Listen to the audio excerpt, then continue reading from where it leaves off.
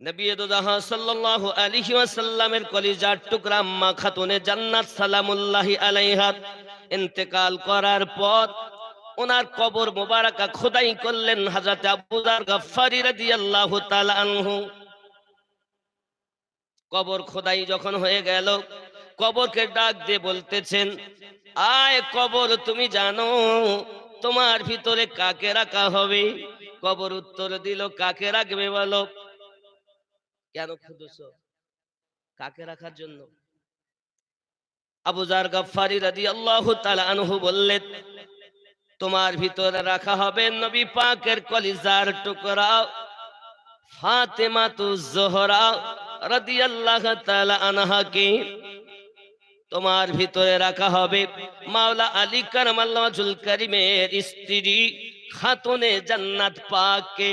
তোমার ভিতরে রাখা হবে হাসান হুসাইনের আম্মা জান খাতুনে জান্নাত রাদিয়াল্লাহু তাআলা আনহাকে। কবর উত্তর দিয়েছে, নাকি আমি নবীর মেয়ে চিনি না, আলীর স্ত্রী চিনি না, হাসান হুসাইনের মা চিনি না? জোরে বলুন নাউযুবিল্লাহ।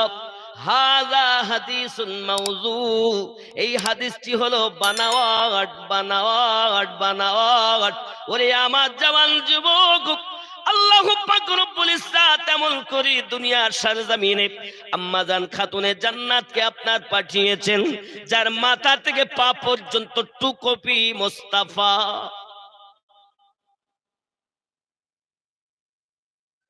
যাদের শানে আল্লাহ আয়াত নাজিল করছেন, আল্লাহ তাদেরকে পবিত্র করে দিয়েছেন। আর এই মাটি, এই মাটিতে রাখা হবে। মাটি কে সৃষ্টি করেছেন? আল্লাহ। যেদিন আম্মাজানের বিবাহ হয় মাওলায়ে কায়নাতের সাথে, এমনি রুহের জগতে হইয়াছে, আনুষ্ঠানিক যেদিন দুনিয়াতে হয়, সেদিন ইনি তো মোটে রাজি হন না। আল্লাহ পাক রব্বুল ইজ্জাত বলেন, ফাতেমা, আমি আল্লাহ তোমার বিবাহের দিনে তামাম রুহে জমিনকে তোমার নামে আমি আল্লাহ ওয়াকফ করে দিলাম। আর যে জমিনে বসে আছেন, এর জমিন আম্মা জান ফাতেমাতু জোহরা সালামুল্লাহি আলাইহার নামে ওয়াকফ করা সম্পদ। তাকে বলছে কবর চেনে না, ওনাকে নাকি কবর চিনছে না। আমাদের মা তাকে চিনতে পারছে, আমাদের আব্বাকে কবর চিনতে পারছে।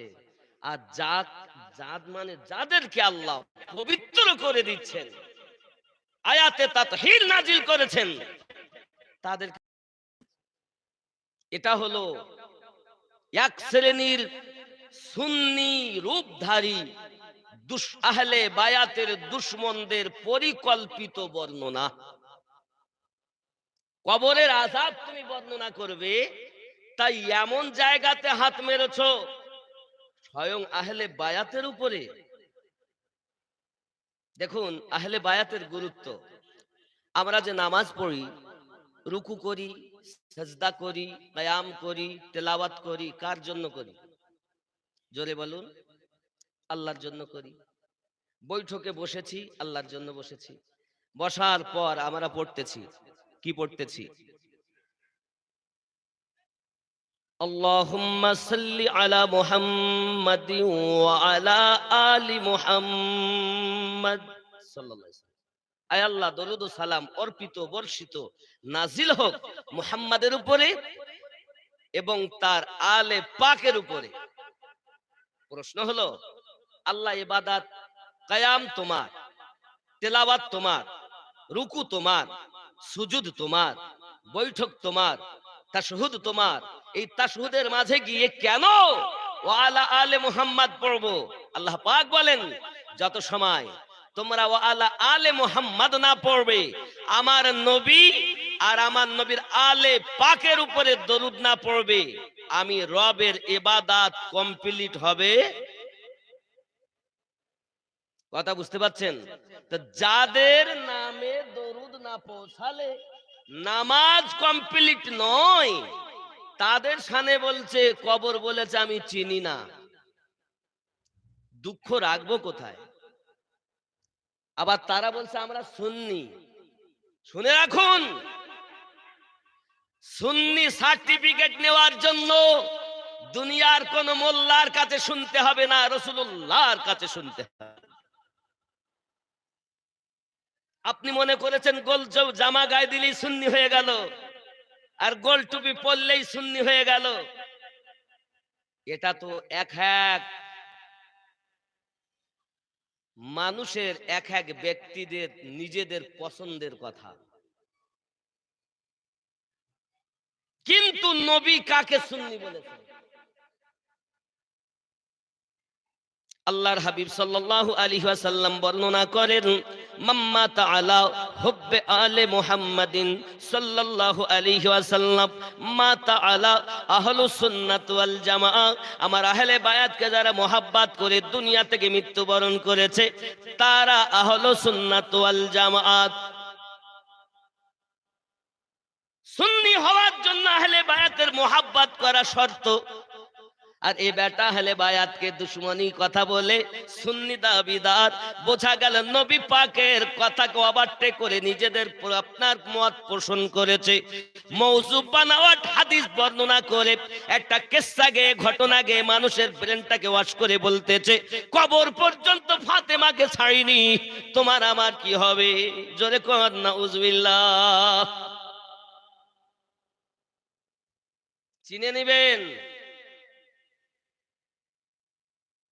আরে এত হাদিস রাসূলে পাকের আছে কবর সম্পর্কে আযাব, সেসব ভুলে গিয়ে তুমি হাত দিলে তো আহলে বায়াতে দিলে, যাদের ভালোবাসার কথা আল্লাহ পাক নিজে অর্ডার করেছেন। কোরআনুল মাজিদ সূরা আশ-শুরা আয়াত নাম্বার 23। তোমার যদি বুকে রক্তের মায়ের দুধের গরম থাকে, একটা সহি হাদিস, একটি আয়াত দেখাও যে কবর বলেছে আমি ফাতেমাকে চিনি না।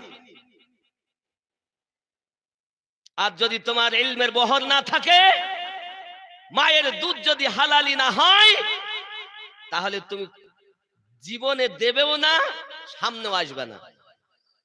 আর হালালি হলে আসবে, কারণ হারামি আহলে পাককে মোহাব্বত করে না, আর হালালি আহলে পাককে ছেড়ে কখনো যাবে না। আমার কথা বুঝতেছেন? এই কাটছাট কথা বলি বলে আমার বন্ধুর থেকে দুশমন বেশি। ইসলাম আমাদের ইচ্ছা মতো তো আমরা করলে হবে না। আল্লাহ দিয়েছেন যেভাবে আল্লাহ বলেছেন, রাসূলুল্লাহ সেভাবে প্রচার করেছেন, সাহাবায়ে কেরাম সেভাবে প্রচার করেছেন, সাহাবায়ে কেরাম খোলাফায়ে রাশিদিন আমাদের মাঝে দিয়েছেন, তাবিঈন দিয়েছেন, ইমামিন দিয়েছেন, ওলিয়ে কামেল দিয়ে যাচ্ছেন। আমরা তাদের ছায়াতলে ইসলাম পেয়েছি। কথা বোঝা যাচ্ছে? রাগ করছেন? কিচ্ছু করার নেই বাবা, রাগ করলো সঠিক কথা তিতো লাগে। কথা বুঝতে পারছেন? জিকিরে আহলে বায়াত আজকের মেহফিল। কোরআনুল মাজিদ সূরা আশ-শুরা আয়াত নাম্বার 23 আল্লাহ পাক বলেন, বিসমিল্লাহির রহমানির রহিম, কুল লা আসআলুকুম আলাইহি আজরান ইল্লাল মাবাদ্দাতা ফিল কুরবা।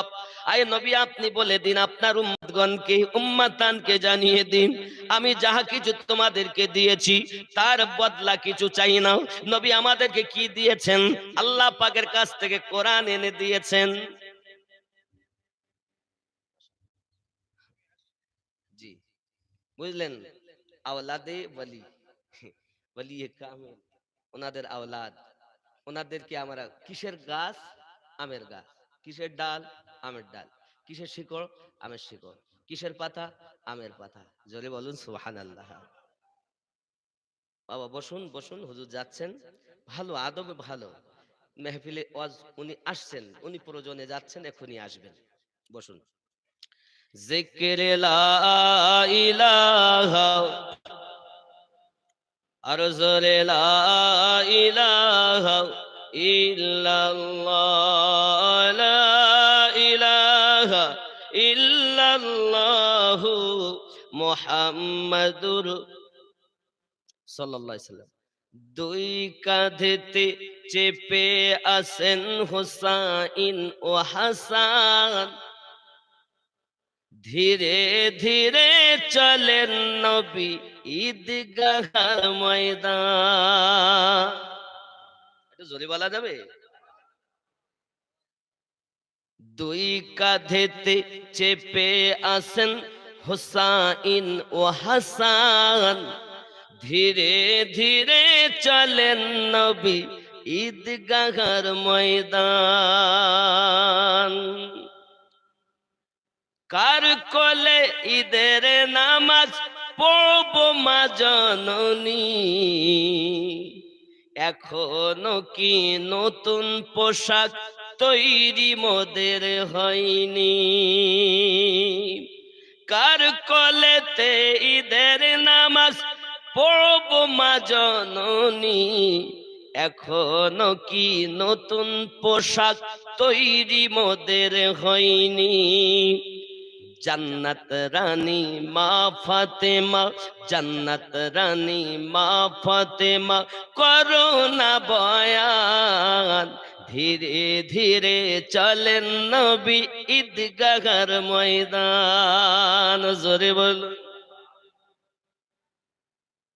দুই কাঁধেতে চেপে আসেন হুসাইন ও হাসান, ধীরে ধীরে চলেন নবী ঈদগাহর ময়দান। পিতা আমার শেরে খোদা, মাতা জান্নাত রানী, পিতা আমার শেরে খোদা, মাতা জান্নাত রানী, নানা আমার কমলিওয়ালা মক্কি মানি। আয় হায়। পিতা আমার শেরে খোদা, মাতা জান্নাত রানী, নানা আমার কমলিওয়ালা মক্কি মাদানি। লুটেবে কেমনে শান, লুটবে কেমনে শান এ জিদ মারোয়ান, ধীরে ধীরে চলেন নবী ঈদগাহর ময়দান। দুই কাঁধেতে চেপে আসেন হুসাইন ও হাসান, হুসাইন ও হাসান, ধীরে ধীরে চলেন নবী ঈদগাহর ময়দান। ফেরাত নদী বন্ধ করে মিটবে কি মনের আশা, ফেরাত নদী বন্ধ করে মিটবে কি মনের আশা। তিন দিন কেন, তিন দিন কেন শতদিন রইব মোরা পিপাসা। আওয়াজ কমাছো? ফেরাত নদী বন্ধ করে মিটবে কি মনের আশা, তিন দিন কেন শতদিন রইব মোরা পিপাসা। কারবালাতে শহীদ হই, কারবালাতে শহীদ হই বাঁচাবো ঈমান, ধীরে ধীরে চলেন নবী ঈদগাহর ময়দান। নারে তাকবীর, আরো চলে নারে রিসালাত, নারে হায়দারি, নারে হাসান হুসাইন। জোরে বলুন না ইয়া রাসূলুল্লাহ। কথা বুঝতে পারছেন আমার? ফেরাত নদী বন্ধ করে মিটবে কি মনের আশা, তিন দিন কেন শতদিন থাকব মোরা পিপাসা।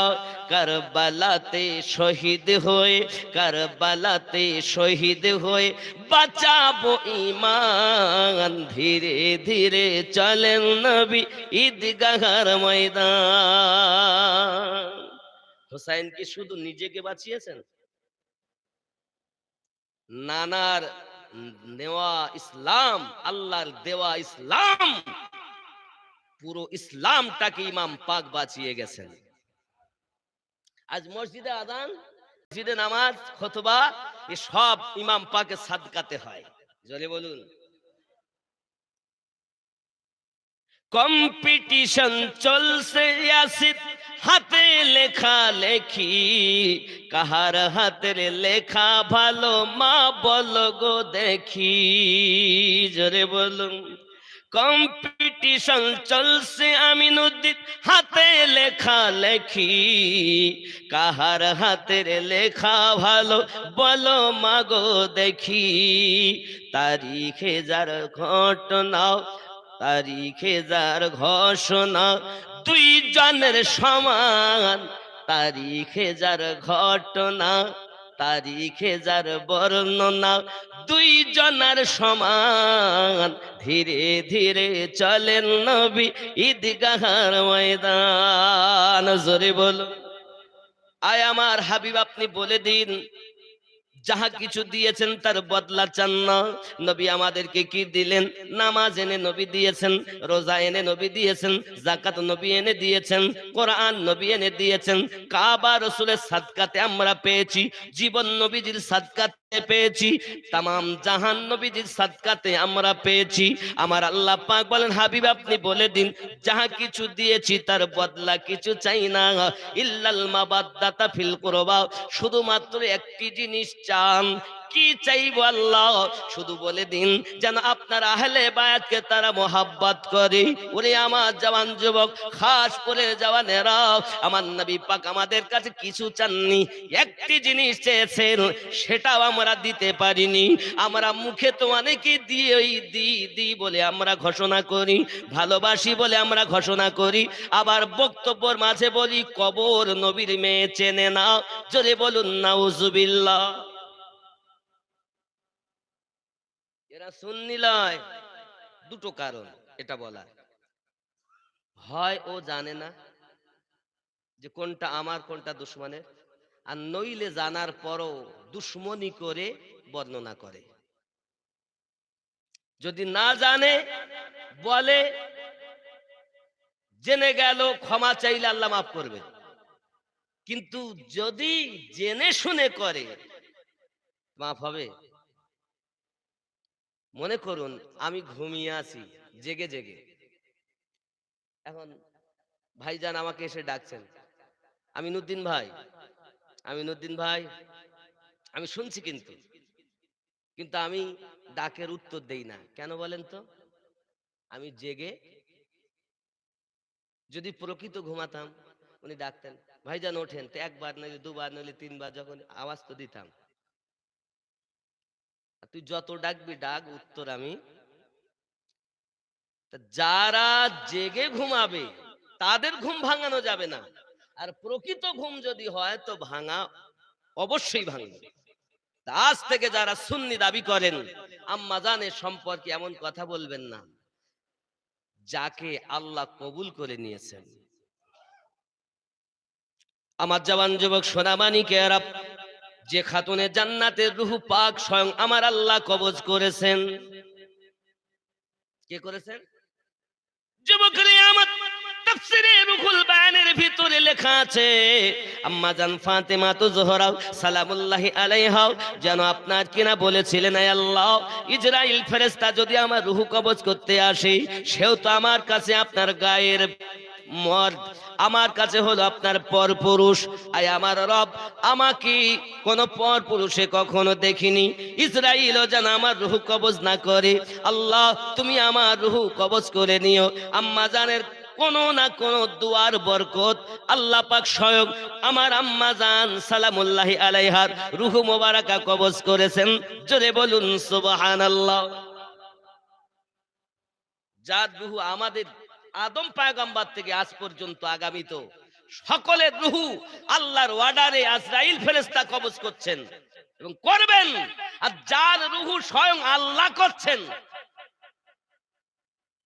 কারণ যেখানে মৃত্যুর কথা বলা হয়েছে তখন আয়াতে বলা হয়েছে মাউতুকুহু, এক জায়গাতে বলা হয়েছে মাউতুকুহা, সেগায়ে মুআন্নাস ব্যবহার করা হয়েছে। আম্মা জান বলেছিলেন, আয় আমার আল্লাহ, আপনি আয়াতে মুআন্নাস ব্যবহার করেছেন, তার মানে কারুর জন্য করেছেন, আল্লাহ ওটা যেন আমার জন্য হয়। আমার আল্লাহ খাতুনে জান্নাতের দোয়া কবুল করেন, স্বয়ং নিজে কবুল আপনার কবজ করেন রূহ। যার রূহ আল্লাহ নেয় তাকে নাকি মাটি চেনে না।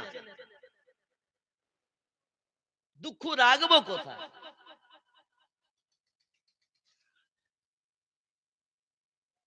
এরা বলে আমরা সুন্নি, আমরা খুব বুঝি। আপনাকে আমি মাপবো আহলে বায়াতের পাল্লাতে। কারণ শুনছিলেন আওলাদে আউলিয়া বলছিলেন যে তুফানে নূহ যেমন যারা উঠে গেল নৌকায় বেঁচে গেল, আর যারা উঠলো না তারা ধ্বংস হলো, আহলে বায়াত হলো ওই প্লাবন আসা নৌকা যেমন নূহ নবী ছিল, তেমনি সাফিনায়ে নূহর সঙ্গে আল্লাহর হাবিব তুলনা করেছেন। আহলে পাককে যারা গেথে নিল, মেনে নিল, তারা জান্নাতি হয়ে গেল, আর যারা মানতে পারলো না তারা জাহান্নামী হয়ে গেল। কথা বোঝা যাচ্ছে না যাচ্ছে না? স্পষ্ট কথা। মানা না মানা আপনার ব্যাপার, সঠিক জিনিসটা তুলে দেওয়া আমার ব্যাপার। আব্বাসি আমার সোনামানি কেরা, এখন আসুন আমি আপনাদের বলি, সূরা আল মাইদা আপনি খুলুন, 67 নম্বর আয়াত আপনি উত্থাপন করুন। আয়াতে কারিমা আল্লাহ পাক নাজিল করলেন। এই আয়াতে কারিমার ভিতরে আল্লাহ পাক যে আয়াতটা নাজিল করেছেন, এটা মাওলায়ে কায়নাত সম্পর্কে নাজিল করেছেন। গাদিরে খুমে আমার নবী, আপনার নবী, লাখ লক্ষ সওয়া লক্ষ সাহাবায়ে কেরামদের মাঝে নবী আমার বলেছিলেন, মাওলা আলী কারামাল্লাহু ওয়াজহুল কারীমের হাত মোবারকা ধরে, আয় আমার সাহাবায়ে কেরাম, আমি তোমাদের মাঝে ঘোষণা দিলাম, মান কুনতু মাওলাহু ফাহাদা আলিউন মাওলাহু, আমি নবী যাদের যাদের মাওলা, আমার আলী তাদের তাদের মাওলা। ইয়া আলী, ইয়া আলী, ইয়া আলী। হযরতে আবু বকর রাদিয়াল্লাহু তাআলা আনহু সওয়া লক্ষ সাহাবায়ে কেরাম রিদওয়ানুল্লাহি তাআলা আলাইহিম আজমাইনের ভিতরে সর্বপ্রথম যিনি তাসদীক করেছিলেন তিনি ছিলেন আবু বকর সিদ্দিক। জোরে বলুন। আরে আপনি বলছেন আমি আবু বকর রাদিয়াল্লাহু তাআলাকে মানি, তো তিনি তো মাওলা বলে স্বীকার করেছেন। আপনি কেমন মানেন যে মাওলা মানেন না? তার মানে আপনি সিদ্দিককেও মানেন না। দ্বিতীয় নাম্বারে যিনি সাক্ষী দিয়েছিলেন, তাসদীক করেছিলেন, তিনি ছিলেন হযরত ওমর ফারুক রাদিয়াল্লাহু তাআলা আনহু। তিনি বলেছিলেন, ইয়া রাসূলুল্লাহি সাল্লাল্লাহু আলাইহি ওয়াসাল্লাম, আলী আপনারও মাওলা, আমি ওমর আমারও মাওলা। নবী বলেন সারা জাহানের মাওলা।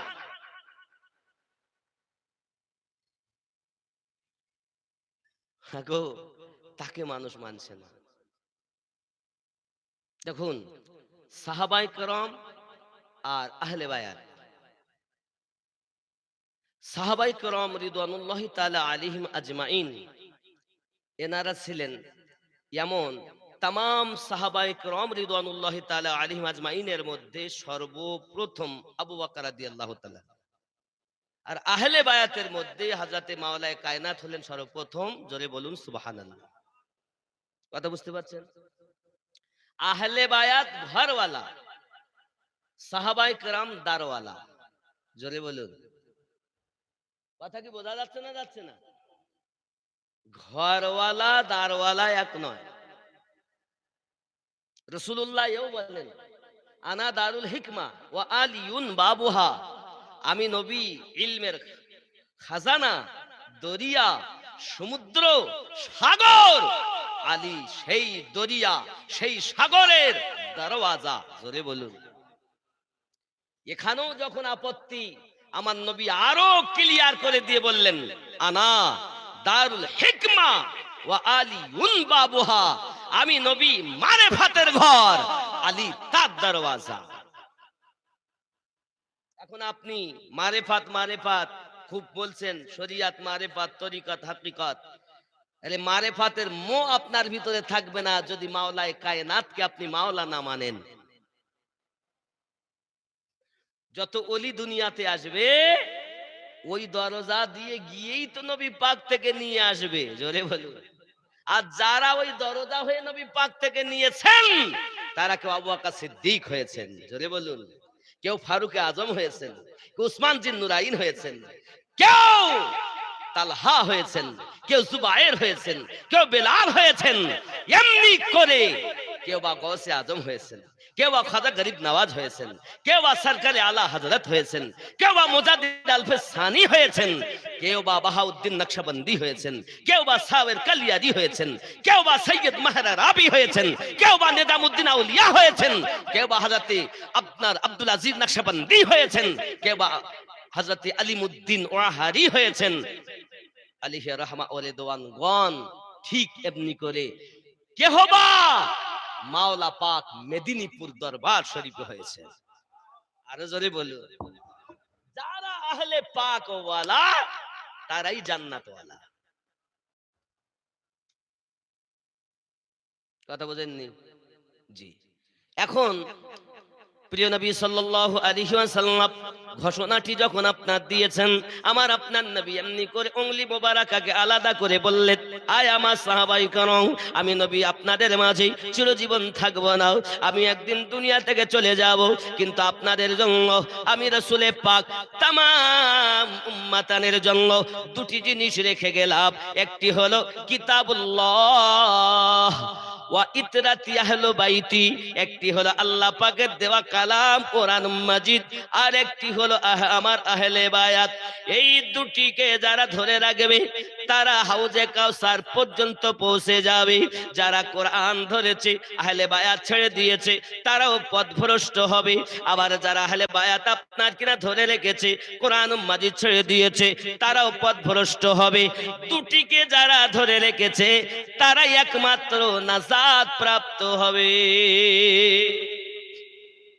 কথা বোঝা যাচ্ছে না? যাচ্ছে না?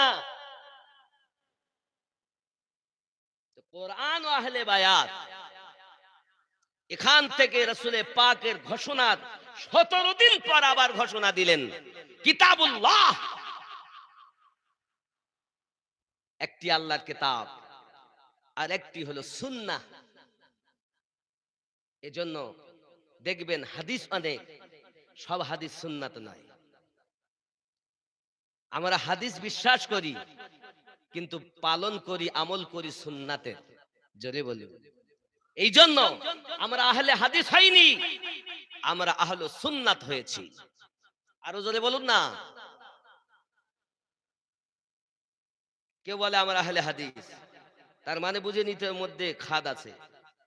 আর কেউ যদি বলে আহলে সুন্নাত, বুঝে নিতে নেজাত প্রাপ্ত জান্নাতি দল নির্ভেজাল। জোরে বলুন। কিন্তু আহলে সুন্নাত ওয়াল জামাতকে চিনতে গেলে, বুঝতে গেলে রাসূলে পাকের আহলে বায়াতের পাল্লাতে মাপতে হবে। জোরে বলুন। যারা নিজের বাপের তো তাকবীর দেয়, কিন্তু মাওলা পাকের নামে তাকবীর দিলে গাদালা করে, সিদ্দিক আকবর রাদিয়াল্লাহু তাআলার নামে তাকবীর দিলে গাদালা করে, হাসান পাক হোসেন পাকের নামে তাকবীর দিলে গাদালা করে। মনে নিতে হবে, বুঝে নিতে হবে, এ সঠিক, এ সঠিক নয়। আব্বাজি আমার দেখবেন, আমি যার মুরিদ, যেমন হুজুর আরশাদ আলী আল কাদরি মেদিনীপুর, মাওলা পাক ওনাদের নামে তাকবীর দিচ্ছে, খুব খুশি। আর যেই মাওলা আলী কারামাল্লাহু ওয়াজহুল কারিমের নামে তাকবীর দেওয়া হচ্ছে, তখন ওর মন খারাপ। বুঝতে পারেননি? আমি বোঝানোর জন্য বলছি।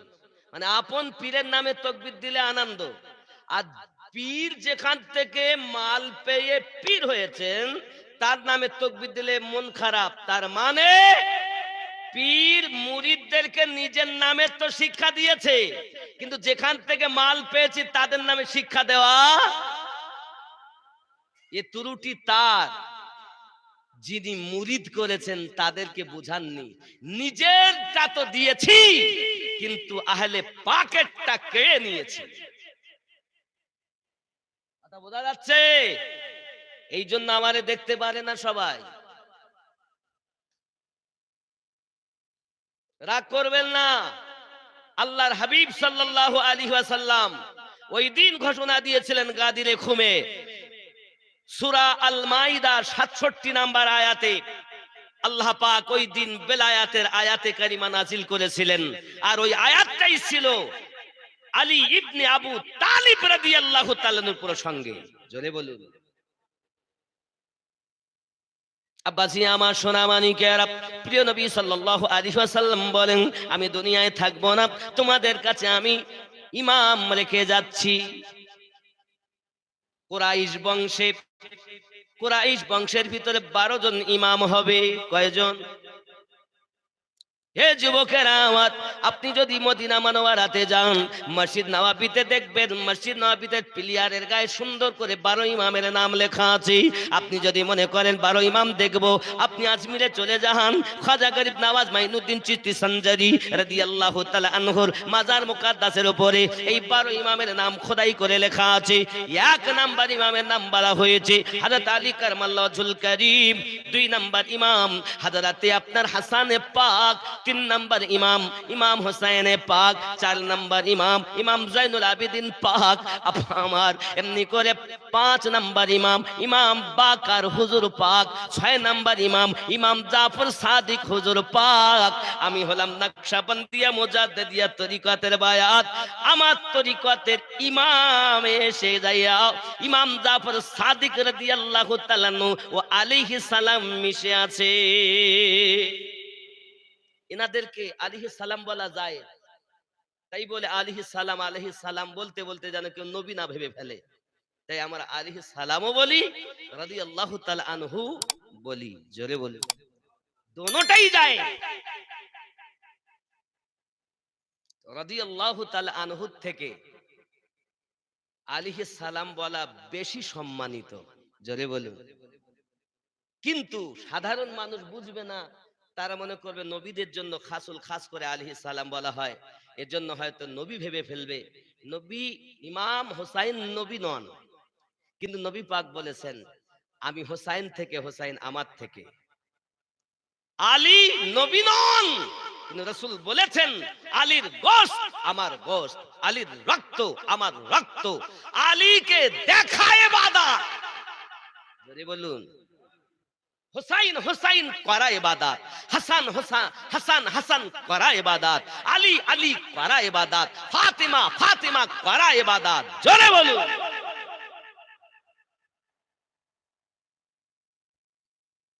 আসলে আমাদের সমাজের ওলামায়ে কেরাম, আমি জানি না কি হয়েছে, এই 12 ইমামের মধ্যে 6 ইমাম বলেছি। আব্বা আমার বলা হয়েছে 7 নম্বরে মোহাম্মদ আলী রাজা হুজুর পাক। আব্বা আমার এমনি করে 8 নম্বরে বলা হয় মোহাম্মদ কাজিম হুজুর পাক। এ বাবাজি আমার এমনি করে ইমাম তাকি আলী 9 নাম্বার হুজুর উনিও পাক। 10 নাম্বার ইমাম আপনার কিনা তাকি আলী, নাকি আলী তাকি আলী আপনার 2 জন, এনারাও পাক। 11 নাম্বার ইমাম হাসান আসকারী আলাইহিস সালাম রাদিয়াল্লাহু তাআলা। 12 নাম্বার হলো ইমাম মেহেদী আলাইহিস সালাম। এই হলো 12 ইমামের লিস্ট। দুনিয়ায় যত আল্লাহর ওলি আসবেন, এই 12 ইমামের অনুসরণকারী যদি আল্লাহর ওলি হয়, তারা আপনাকে জান্নাতে নেবে। জোরে বলুন। আর যদি এই লিস্টের বাইরে তারা ওলি বলে দাবি করে, ওলি অর্থ হলো বন্ধু। হে বাবাজি আমার, ওলি অর্থ বন্ধু। এখন বন্ধু হলো 2 প্রকারের। 1 নাম্বার বন্ধু হলো আসল খাঁটি বন্ধু। এই ওর বন্ধুর কথা আছে সূরা আপনার ইউনূসের 62 নাম্বার আয়াতে। আল্লাহ পাক আল্লাহ তাআলা বলেন বিসমিল্লাহির রহমানির রহিম, আলা ইন্না আউলিয়া আল্লাহি লা খাউফুন আলাইহিম ওয়ালা হুম ইয়াহজানুন। জোরে বলুন সুবহানাল্লাহ। আব্বা আমার 2 নাম্বার ডুপ্লিকেট ওলি কোরআন মাজিদের 7 নাম্বার সূরাটির নাম সূরা আল আরাফ, আয়াত নাম্বার 3। ওখানে আপনার 2 নাম্বার ডুপ্লিকেট ওলির কথা বলা হয়েছে। কি বলা হয়েছে? মিন দুনিহি আউলিয়া কলিলাম মা তাযাক্কারুন। এই বন্ধু হলো শয়তানের বন্ধু। আর 62 নাম্বার আয়াতে হলো আল্লাহর বন্ধু। এখন এই 12 ইমাম হয়ে আমার নবী পাক থেকে যারা আপনার কিনা এমনি করে বেলায়াতের মাল নিয়েছেন, আব্বাজি আমার, তারা সকলেই জান্নাতি এবং জান্নাত পাওয়া যাবে, তাদের অনুসরণ করে নেওয়ালারা পাবে।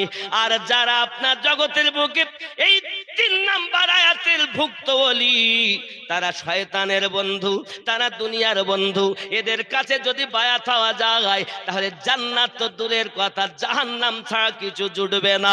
তবে জেনে রাখো বন্ধু, জাহান্নামে যেতে গেলেও মাওলায়ে কায়নাত আপনাকে টিকিট দিবেন, জান্নাতে যেতে হলেও মাওলায়ে কায়নাত আপনাকে টিকিট দেবে। এই কথা বুঝতে পারছেন? এই কোরআন শরীফ ও হাদিস শরীফের নির্ভেজাল কথা বলছি আপনাকে। এরই হলো ইসলাম। যুবকরা আমার, আমি আপনাদের বুঝাতে চাচ্ছি হাতে ধরে পায়ে ধরে, বাবা আপনি অবশ্যই আল্লাহর ওলিদের দামান ধরবেন। কারণ আমরা যখন নামাজ পড়ি আল্লাহ পাকের কাছে আমরা কি বলি জানেন? ইহদিনাস সিরাতাল মুস্তাকিম, আয় আল্লাহ আমাদিগকে সোজা সরল সঠিক পথে প্রচালিত করো। সিরাতাল্লাযিনা আনআমতা আলাইহিম, তাদের পথে যাদেরকে তুমি পুরস্কৃত করেছো। গায়রিল মাগদুবি আলাইহিম ওয়ালাদ-দাল্লিন, তাদের পথে নয় যারা অভিশপ্ত হয়েছে, লানত প্রাপ্ত হয়েছে, বহিষ্কৃত হয়েছে। বোঝা গেল এ আমার বন্ধু, পৃথিবীর সরজমিনে আমরা আল্লাহ পাকের কাছে নামাজে দাঁড়িয়ে বসে বসে বলেছি, দাঁড়িয়ে দাঁড়িয়ে বলেছি, আসামির মতো হয়ে বলেছি, আল্লাহ সোজা সরল সঠিক পথে প্রচালিত করো। কাদের পথ? সিরাতাল্লাযিনা আনআমতা আলাইহিম, যাদেরকে তুমি পুরস্কৃত করেছো। এখন আমার আল্লাহ পাক আপনি বলুন পুরস্কার কাদের উপরে দিয়েছেন? আমার আল্লাহ পাক জানাচ্ছেন বিসমিল্লাহির রহমানির রহিম, উলাইকাল্লাযী আনআমাল্লাহু আলাইহিম মিনান নাবিয়িন ওয়াস সিদ্দিকিন ওয়াস শুহাদাই ওয়াস সালিহিন। 1 নাম্বার আমি আল্লাহর পুরস্কার নবীনদের উপরে, 2 নাম্বার সিদ্দিকিনদের উপরে, 3 নাম্বার শহীদগণের উপরে, 4 নাম্বার সলিহিনদের উপরে। নবী এখন পাওয়া যাবে না, সিদ্দিক এখন দেখা যায় না, ইসলামের যুদ্ধ এখন হয় না বলে শহীদও পাওয়া যায় না, এখন পাওয়া যায় সলিহিন, ইয়ানি কি আল্লাহর নেককার ব্যক্তিগণ।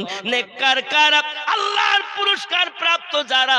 আমার গৌসে আজম নেককার, খাজা গরিব নওয়াজ নেককার, আব্বা আমার সরকারে আলা হযরত নেককার, ইমামে রাব্বানি মুজাদ্দিদ আল পেসানি নেককার, মাওলায়ে পাক মেদিনীপুর তিনি নেককার। আরো জোরে বলুন সুবহান। নামাজেই তো বলেছি সিরাতাল্লাযিনা আনআমতা আলাইহিম, বলিনি? তো নামাজে যে কথা আমরা বলছি বাইরে এসে আমরা সেটাই পালন করছি। আর নামাজে বলে এক আর বাইরে এসে বলে আর এক, বুঝে নিতে ওই হলো বদমাইশ। আচ্ছা নামাজে আমরা কি করি? আসসালামু আলাইকা আইয়ুহান নবিয়্যু পড়ি তো নাকি? কি পড়ি? আত্তাহিয়াতু লিল্লাহি ওয়াসসালাওয়াতু ওয়াত-তাইয়্যিবাত, আসসালামু আলাইকা আইয়ুহান নবিয়্যু। এ পড়েন তো না? এরম পড়ে আসসালামু আলাইকা আইয়ুহার রাসূলু। আইয়ুহার রাসূলু বলেন না আইয়ুহান নবিয়্যু বলেন? কথা বলেন। মানে আমরা নামাজে বলছি এই নবীর উপরে দরুদ ও সালাম। এখন ভাই হলেন পাশে, তো এই ভাই এখানে আছে, এই ভাই আর ও প্যান্ডেলের বাইরে দাঁড়িয়ে আছে ওই ভাই, ওই মানে ওই ভাই আইয়ুহার রাসূল, ওই রাসূলের উপরে। কিন্তু আমরা কি পড়ছি? আইয়ুহান নবিয়্যু, এই নবীর উপরে। এই ভালো করে বোঝেন, নামাজ পড়ার পরেও কেন জাহান্নামী যাবে শুনে রাখো। তো যারা